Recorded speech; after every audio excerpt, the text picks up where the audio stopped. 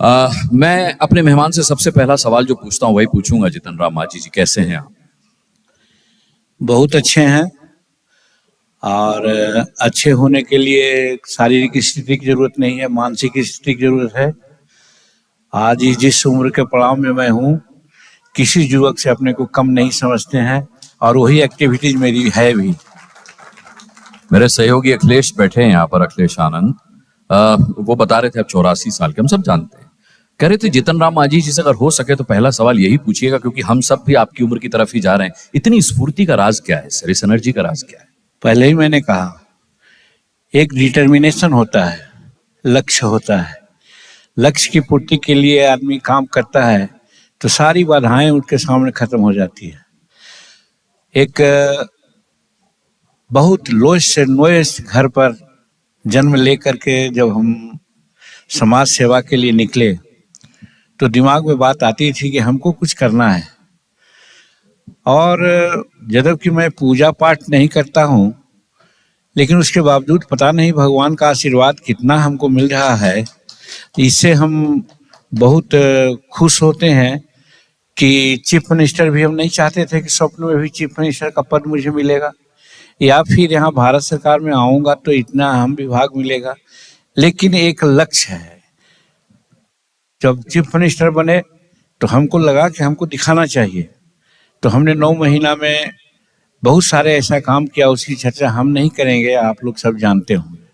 उसी प्रकार से जब एमएसएमई विभाग हमको मिला तो इसकी चर्चा 5 दिन पहले कैबिनेट में बैठक हो रही थी। उस दिन भी मैंने कहा, जब हुआ था कि 1 साल पूरा हुआ इस मंत्रिमंडल का, तो सभी विभाग के मंत्रियों को कहा गया था कि 1 साल का अपना जो काम है वो दिखलाइएगा, कहिएगा। तो हम पटना में इस बात की चर्चा की थी। तो उनको कहा कि सर, जब हम एमएसएमई की उपलब्धियां बतला रहे थे तो लोग को कहना था कि एमएसएमई भी ऐसा है, इतना इसमें संभावनाएं हैं। तो कहने का गरज ये है कि इतना अच्छा विभाग मिला है। तो प्रधानमंत्री जी ने कहा कि मांझी जी, मैं अपने विजन का विभाग आपको दिया है। इस बात को लेकर के हम तो तैयार हैं कि मर मिटेंगे, लेकिन उनकी बात को हम पूरा करेंगे। इसलिए सब बातें आई हैं। आपने मांझी जी कहा कि आप पूजा पाठ नहीं करते हैं, लेकिन फिर भी आपको जो कुछ राजनीति में उपलब्धियां हासिल हुई हैं, आप उसके लिए ऊपर वाले का शुक्रिया करते हैं। मुझे लगता है कि आप सबसे सशक्त उदाहरण हैं। कर्म ही पूजा है इस लाइन के, क्योंकि आपने कहा कि आप लगातार कर्म करते आए हैं, और कर्म ही जब पूजा होती है तो फिर मैं मानता हूं कि चलिए पूजा पाठ के लिए समय ना भी मिले, लेकिन कर्म का फल जरूर मिलता है। एमएसएमई मंत्रालय बहुत अहम मंत्रालय, बिल्कुल आपने सही कहा, मोदी जी के विजन का मंत्रालय है। मैं सबसे पहले राजनीतिक चर्चा पे आऊं उससे पहले आपसे जरूर जानना चाहूंगा कि आज की सबसे बड़ी मांग यही है। आज के युवा, आज का एंटरप्रेन्योर यही देखता है, माइक्रो, मीडियम, स्मॉल, किस तरीके से इन एंटरप्राइजेस में अपना नाम, अपने आप को स्थापित किया जाए। 11 साल की उपलब्धियों पर तो मैं बात नहीं करूंगा क्योंकि मंत्रालय आपने अभी हाल ही में संभाला है, लेकिन आपके मंत्रालय का विजन क्या है सर, और अब तक कितना काम हो पाया है इस दिशा में? देखिए, एक ऐसा अहम विभाग है, इसके लिए हम आपको बैक पृष्ठभूमि में जाना चाहेंगे। जब हिंदुस्तान जगत गुरु कहलाता था, धन धान्य से पूर्ण था, हर तरह से हम आगे थे। ये सहस्त्रों वर्ष पीछे की बात मैं कहता हूँ। उस समय कोई मल्टीनेशनल कंपनियां या बड़ी बड़े फैक्ट्रीज नहीं थे। क्या थे? जो आज हमारे प्रधानमंत्री नरेंद्र मोदी जी ने जो कल्पना की कि वैसे लोगों को जिसके लिए कोई पूंजी का उपलब्धता नहीं थी, कर नहीं सकता था, और कहीं बाजार में, कहीं रास्ता में, कहीं और जगह धूप में, बरसात में वो काम करते रहता था, उसके लिए हम कुछ सोचे। पहले जो मैं कह रहा था यही था। प्राचीन काल में वार्टर सिस्टम था। एक सिस्टम हम बनाते थे तो आपको देते थे, आप बनाते थे हमको देते थे, और तीसरा बनाता था हम लोग देते थे। मतलब वस्तुओं का आदान प्रदान से ही हम आगे बढ़े थे। तो उस समय 2 बात जो आज हमारे सामने समस्या बनी हुई है, एक बेरोजगारी की समस्या है कि आज हमारे सामने इतनी बेरोजगारी की बात आ गई है कि कुछ कहा नहीं जा सकता है। और उस समय जो व्यवस्था थी उसमें कोई बेरोजगार नहीं था। सबको अपना अपना घर में, अपने अपने गांव में, अगल बगल में कोई ना कोई रोजगार मिलते रहता था, जिससे समाज हमारा संतुष्ट था। और दूसरी चीज जो अभी वायु प्रदूषण जिसको हम लोग कहते हैं, आज ग्लोबल वार्मिंग है, आज हमारे सृष्टि को नाश होने के लिए बहुत सा प्रिडिक्शन हो रहा है। तो उसकी भी थी कि अधिक जंगल थे, हमारे कार्बन डाइऑक्साइड कम उत्सर्जन होता था, तो सब लोग स्वस्थ थे। तो यही दो बात हमारे प्राचीन काल में था।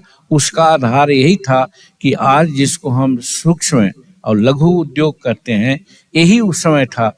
यहाँ तक के कि मध्यम उद्योग की भी बहुत कम बातें थी और बड़े बड़े इंडस्ट्री की बात तो कहना ही नहीं था।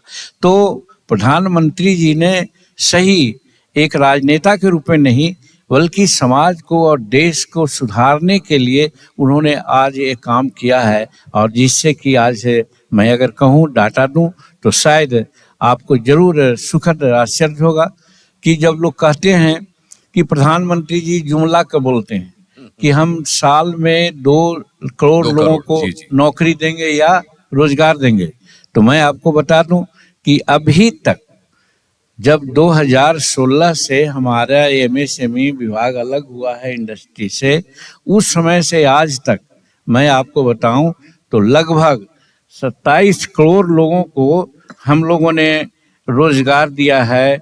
27 करोड़ 94 लाख लोगों को रोजगार दिया है। और ये रोजगार सब हमारे ये जो एमएसएमई है उससे है। जी। और उसके अलावे भी हमारे यहाँ रोजगार लेने के लिए 2 पोर्टल बनी है, एक उद्यम पोर्टल है, एक उद्यम असिस्ट है। ये दोनों में रजिस्ट्रेशन की बात आती है तो रजिस्ट्रेशन लगभग दोनों का 6 करोड़ के आसपास है। यानी कि 27 करोड़ और 6 करोड़ 33 करोड़ लोगों को हम लोगों ने रोजगार की व्यवस्था कर दी है। इतना अहम विभाग है हमारा एमएसएमई। तो हमारा प्रधानमंत्री जी का यही है कि बिना कार्बन डाइऑक्साइड उत्सर्जन किए हुए, बिना किसी प्रकार के भूमि बहुत की जरूरत नहीं है, पूंजी की भी बहुत जरूरत नहीं है, और हम सबको रोजगार दें, इसके लिए एमएसएमई विभाग ने किया है। और इस आधार पर अगर हम आपको और बता दूं तो आप जरूर सहमत होंगे कि इंडियन इकोनॉमी में हमारे एमएसएमई का क्या महत्व है। इसकी चर्चा हम कर देना चाहते हैं कि सकल घरेलू उत्पाद जिसको जीडीपी हम लोग करते हैं, तो हमारे सारे जो एक्टिविटीज है उसका 30.1% योगदान हमारा है एमएसएमई का। तो आप जोड़ लीजिए कि बाकी 70% में सब लोग हैं और हम 30% में अकेले हैं। उसी प्रकार से मैन्युफैक्चरिंग में भी अब आती है, कौन ज्यादा पैदा करता है। उस स्थिति में अभी जब हम अभी बहुत आगे नहीं बढ़े हैं, बहुत आगे बढ़ना है हमको, और ये गोल प्राप्त कर लेना है कि बड़े बड़े फैक्ट्रियां हैं उनका कोई योगदान न रह पाए, हमारे सारे युवा जो हैं सब इन्वॉल्व हो जाएं। इसके लिए हम लोग मैन्युफैक्चरिंग को और आगे बढ़ा रहे हैं। तो भी अभी तक मैन्युफैक्चरिंग में हमारा 35.4% योगदान हो चुका है, 35.4%। और उसके बाद आप जानते हैं कि वह देश अच्छा माना जाता है, समृद्ध माना जाता है जहाँ का एक्सपोर्ट ज़्यादा हो, और वह देश कमज़ोर माना जाता है जहाँ इंपोर्ट ज़्यादा होता है। तो हम सभी सारे हमारे देश का क्या एक्सपोर्ट है उसके बारे में हम चर्चा नहीं करेंगे, हम अपने विभाग के बारे में चर्चा करेंगे कि हमारे यहाँ एक्सपोर्ट में 45.73% हमारा योगदान एक्सपोर्ट में है, यानी कि 46% हमारा योगदान है। अब इसी से समझ सकते हैं कि हमारा इकोनॉमी में एमएसएमई का क्या योगदान है। अभी तक ये जो आंकड़े आपने बताए माजी जी, आपने सही कहा कि विपक्ष लगातार हमलावर रहता है सरकार पर, 2 करोड़ रोजगार की बात करते हैं। अभी 11 साल हो गए इस सरकार को, लेकिन विपक्ष का सवाल अभी भी जस का तस है। एमएसएमई से कितनी उम्मीद आप करते हैं, कितने प्रतिशत बेरोजगारी आप दूर कर देंगे? 100% तो फिर भी नहीं हो पाएगी, लेकिन फिर भी कितने प्रतिशत आप उम्मीद करते हैं कि जिस गति से काम चल रहा है 2029 तक, मुझे एक आंकड़ा क्या आप दे सकते हैं कि कितने प्रतिशत बेरोजगारी आप दूर कर देंगे?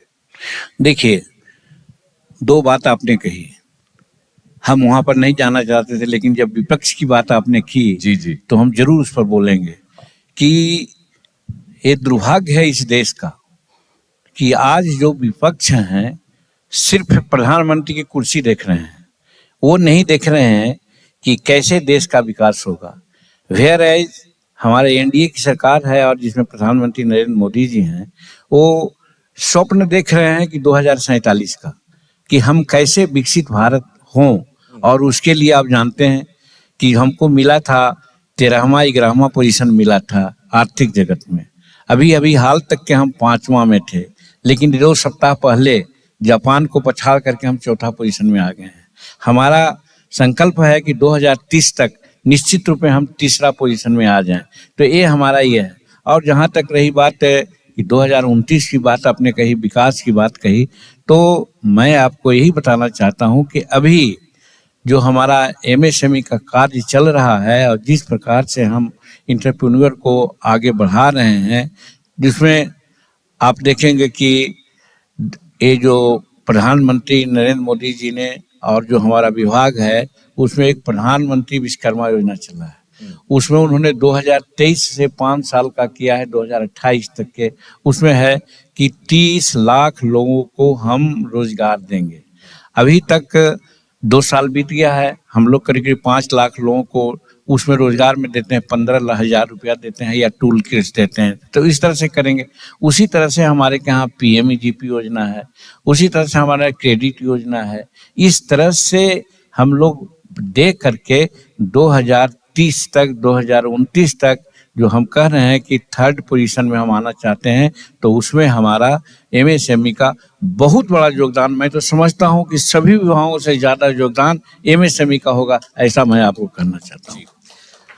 इतनी देर की बातचीत में मैंने पाया माझी जी कि आपके व्यक्तित्व में एक मैग्नेट है, मतलब एक पॉजिटिव एनर्जी आप ट्रांसफर करते हैं। तो क्या ये आपके व्यक्तित्व का ही जादू है कि नीतीश बाबू ने आपको मुख्यमंत्री बनाया था, आरजेडी के सहयोग से आप मुख्यमंत्री बने थे, मतलब दोनों ही आपको पसंद करते थे, और अब आप मोदी जी के भी जो विजन का मंत्रालय है उसके मंत्री हैं। तो इसको क्या मानते हैं आप? राजनीतिक दक्षता मानते हैं या व्यक्तित्व का चमत्कार मानते हैं? अब यहाँ पर थोड़ा सा अप्रासंगिक लगेगा, लेकिन मैं जो प्रश्न आपने किया तो मैं चूकूंगा नहीं करते। नहीं, बिल्कुल बोलिए सर। इसलिए कि हम उस वर्ग से आते हैं, उस समाज से आते हैं जो अपने जीवन जीविका के लिए रात दिन प्रयास करता है और उसको मिलता है थोड़ी चीज, और उसी वातावरण से हम यहाँ पर आए हैं। जब यहाँ आए हैं और वही बात करके, रामायण में एक बात आई है, कर्म प्रधान विश्व करी राखा, जो जस करहीं सो तस फल चाखा।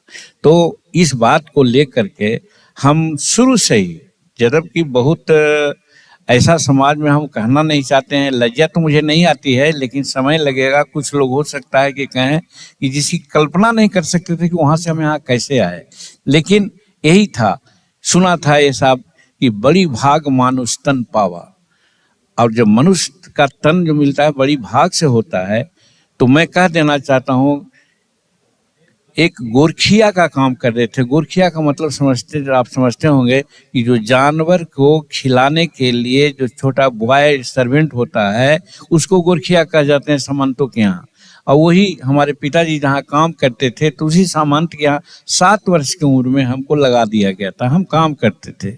लेकिन गांव अगल बगल में रामलीला हुआ करती थी, हम चोरी चुपके से चले जाते थे रामलीला देखने। उसी में देखा था, सुना था, कहा था बड़ा भाग मानुष तन पावा। तो हम जब गोरखियाई करते समय में खाना उना होता था, तो हमको कहीं कोई डाइनिंग टेबल पर नहीं दिया जाता था खाना, थाली में दिया जाता था। हम गौशाला के नजदीक बैठ करके खाते थे। वहां पर खाते थे तो जानवर को देखते थे, जो बैल है जो हल चल के आता था वो मुंह चलाता था, जिसको कहते हैं हम लोग की कौरी कर रहा है। तो वो कौरी कर रहा है, तो वहां पर हमारा ध्यान आया कि ये इतना हार्ड लेबर करता है, इसको हम खिलाते हैं, ये मर जाएगा, इसको कोई नहीं जानता है। तब जब बड़ी भाग मानुष तन पावा हमको मिला है, बात सही है कि बहुत निकृष्ट घर में जन्म लिया है, नहीं हमको कुछ करना चाहिए।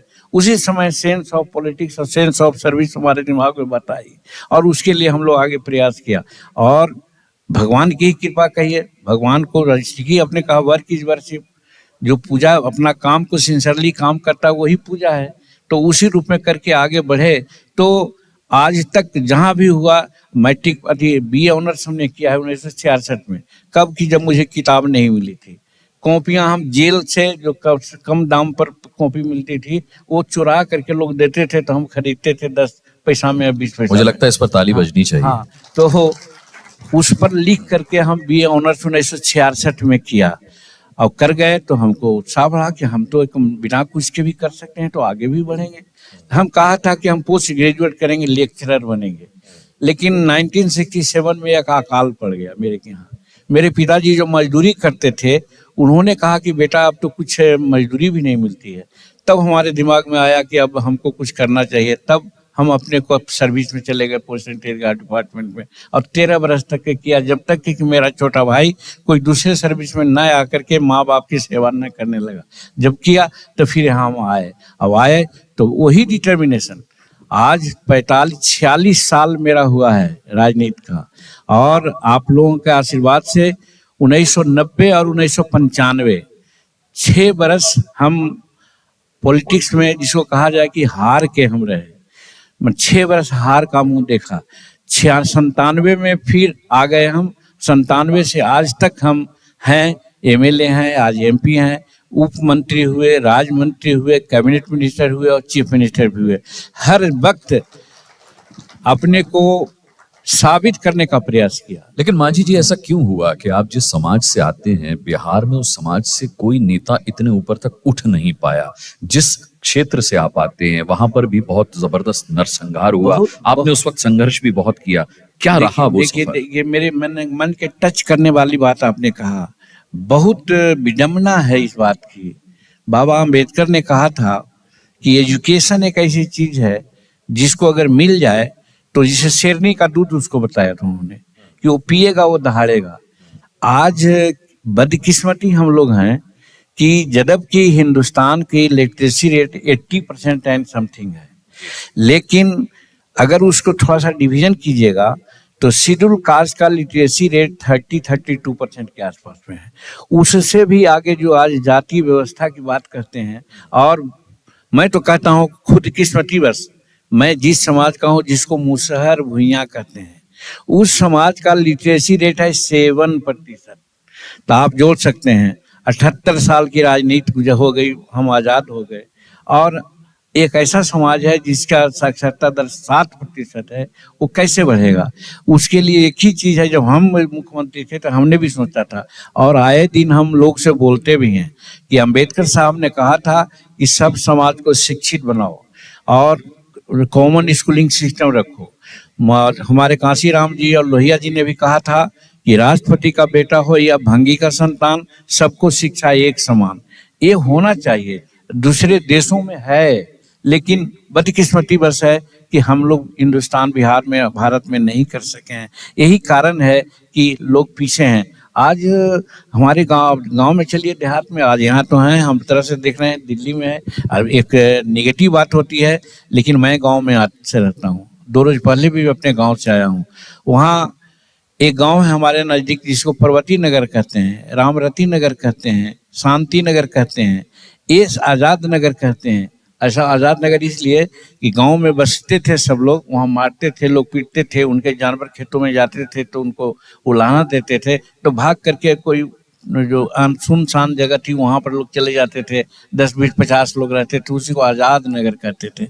वहाँ पर आप जाकर देखिएगा तो खाने के लिए मजदूरी के सिवाय कोई उपाय नहीं। और मजदूरी भी, बहुत से ऐसे देश राज्य हैं जहाँ मजदूरी भी नहीं मिलती तो लोग पलायन करते हैं, तो पलायन कर करके अपना जीवन व्यतीत करते हैं। तो पढ़ाई लिखाई तो कुछ होती ही नहीं। तो इसके लिए जिम्मेदार कौन था? जी, कौन जिम्मेदार था इसके लिए कि आपके समाज का उत्थान नहीं हो पाया?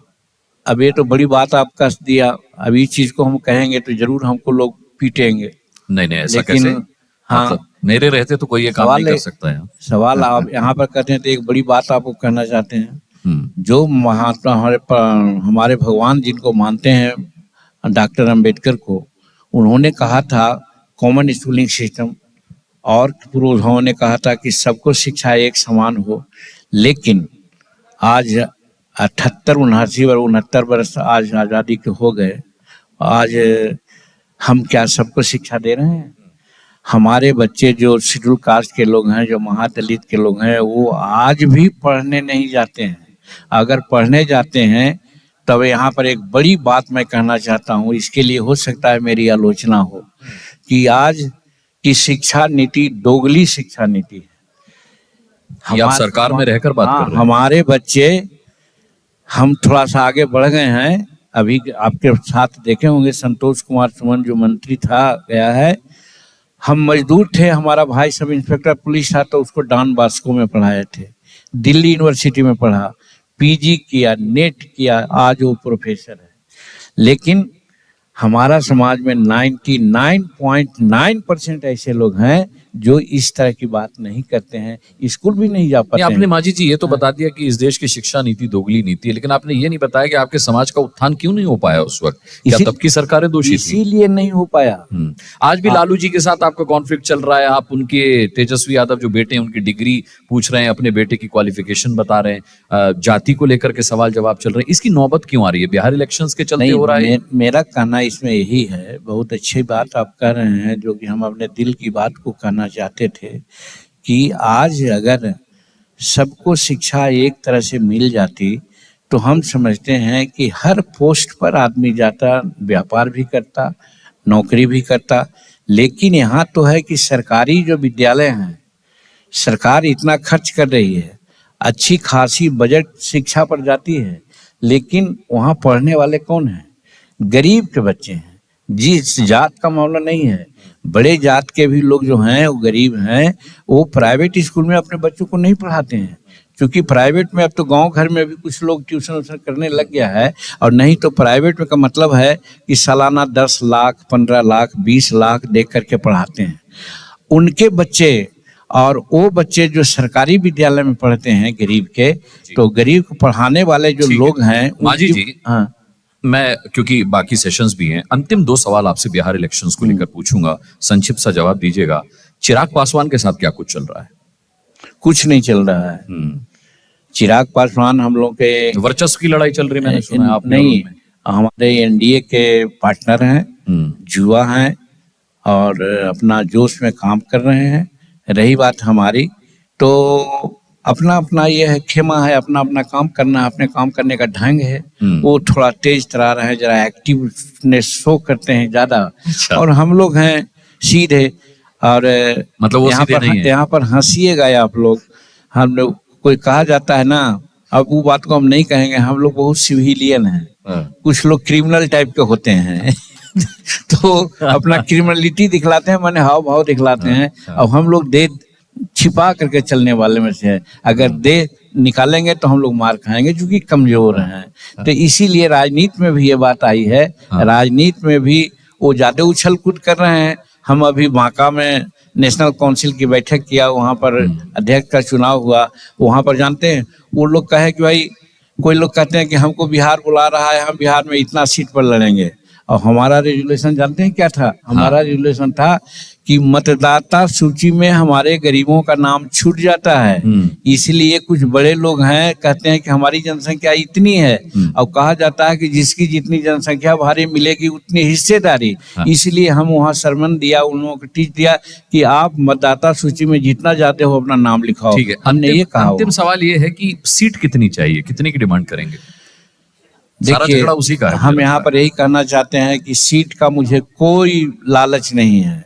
हम अनुशासित सिपाही हैं एनडीए बिना का। लालच के कितनी चाहिए? अब हम आपको उदाहरण देते हैं ना जी। कि लोकसभा में जब चुनाव हो रहा था तो हमें कहा गया था शीर्ष नेताओं के द्वारा कि मांझी जी 2 लोकसभा का सीट और 1 राज्यसभा का सीट आपको दूंगा, इसको पत्थर का लकीर मान लीजिए। इतना बड़ा शासन एक बड़े आदमी से मिला, और मिला कितना सीट? 1। तो हम कहाँ बगावत किया? हम तो बगावत नहीं किया, हम चुनाव लड़े, चुनाव जीत गए। लेकिन थैंक्स देते हैं, आभार व्यक्त करते हैं नरेंद्र मोदी जी का कि 1 सीट वालों को उन्होंने आज इतना अहम विभाग दे दिया, और दूसरे को क्या विभाग दिया सो आप जानते हैं। रिटर्न गिफ्ट देंगे ना बिहार इलेक्शन में मोदी जी को। इसीलिए सीट हमारे सामने कोई माने नहीं रखता है। जो सीट देंगे, हाँ ये जरूर हम समझ कहते हैं, वोटर लिस्ट में नाम लिखाने की बात इसीलिए कहते हैं कि जो भी हमारे दलित समाज के लोग कहते हैं कि हम सबसे ज्यादा हैं, फॉरवर्ड समाज के कहते हैं, बैकवर्ड समाज के कहते हैं हम सबसे ज्यादा हैं, हम किसी से कम नहीं है, लेकिन हमारा नाम नहीं लिखा जाता है। अगर जिस दिन नाम लिखा जाएगा तो जिसकी जितनी जनसंख्या बारी मिलेगी उसको उतने हिस्सेदारी, हम ज्यादा सीट लेकर के चुनाव लड़ेंगे और बिहार का और भारत के प्रतिनिधित्व भी कर सकते हैं। ऐसा मजा है हम लोगों में, इसलिए हम मांग नहीं करते सकते हैं, लोग हमको अंदाज करें, अंदाज कर करके जो सीट देंगे हम उसी में स्वांत सुखाए में हम लोग विश्वास करते हैं। हम यहाँ पर कह सकते हैं हम सबरी खानदान के लोग हैं, भूखे रह करके भी भगवान का प्रार्थना करते हैं, तो इसी में हम भूखे रह करके भी एनडीए का हम समर्थन करते रहेंगे। ठीक है, भगवान पर एक लंबी चर्चा आपसे करूंगा किसी दिन फिर। मुझे आपके तेवर देख करके एक बड़ा मशहूर, बड़ा लोकप्रिय गीत है हिंदी फिल्म का, हिंदी सिनेमा का, वो याद आ रहा है कि बिहार इलेक्शंस में आपकी भूमिका क्या रह सकती है। वो लाइन थी कि मझधार में नैया डूबे तो माझी पार लगाए, जो माझी नाव डुबाए उसे कौन बचाए। तो आपके ऊपर नाव किसी की डुबाने और पार लगाने का जिम्मा रहेगा। मैं बताता हूँ यहाँ पर, अब राजनीति आता आ गए। अभी जब नीतीश कुमार जी की सरकार थी 125 सीट उनके पास था, 125। हमारे यहाँ मैजिक पॉइंट है 122, हम 4 थे। हम अगर घसक जाते तो 121 हो जाते। स्वर्गीय अटल बिहारी वाजपेयी की सरकार 1 वोट के चलते खत्म हो गई थी, मतलब वो भी सरकार चली जाती। और दूसरे तरफ से आ रहा था कि हम 10 एमएलए ला रहे हैं, आप आ जाइएगा, 10 एमएलए रहेगा, आपको मुख्यमंत्री की कुर्सी में दूंगा, 3 गो विभाग जो कहिएगा सो देंगे और कुछ रकम भी देंगे। ये बात आई, हम वहाँ पर दृढ़ता दिखलाया कि हम उस समाज के लोग हैं, हम सबरी खानदान के हैं, हम टीका कर महंत मतंग ऋषि के खानदान के आदमी है। हम लोग गरीब हो सकते हैं, बेईमान नहीं हो सकते हैं, इसलिए नीतीश कुमार के साथ बेईमानी नहीं किया, उनके साथ लगा रहा, उनकी सरकार बच गई। मांझी जी, आपको बहुत बहुत शुभकामनाएं। एमएसएमई मंत्रालय जिस तरीके का काम कर रहा है, आपके मंत्रालय को भी जी मीडिया बहुत बहुत शुभकामनाएं देता है। आपने वक्त निकाला, इस कॉन्क्लेव में आप आए, आपने बातचीत की और तमाम सवालों के बाद मजेदार जवाब दिए, बहुत अच्छे जवाब दिए। बहुत बहुत धन्यवाद हम आपका करना चाहते हैं। बहुत बहुत आपको आभार। आपने ऐसा प्रश्न किया जो मेरे मन में बात थी, जो हम सामने डोमेन में लाने का काम किया है। हम तो कुछ तैयारी करके आए थे डाटा के साथ कि ये कहेंगे, वो कहेंगे, वो कहेंगे, लेकिन आप ऐसी सी बात बोल दिया जो मेरे मन की बात थी। हम समझते हैं आपके माध्यम से जो समाज में हमने बात कही है, समाज हो, सरकार हो, बुद्धिमत्ता जमात के लोगों, सभी इस पर गौर करेंगे और हमारा समाज जो सबसे अभी निकृष्ट है, सबसे कमजोर है, सामाजिक, आर्थिक, शैक्षणिक और राजनीतिक दृष्टिकोण से, उस पर लोग जरूर विचार फरमाएंगे, ऐसा हमको लगता है। इसीलिए आपके प्रति आभार व्यक्त करते हैं। बहुत बहुत धन्यवाद। बहुत बहुत थैंक यू।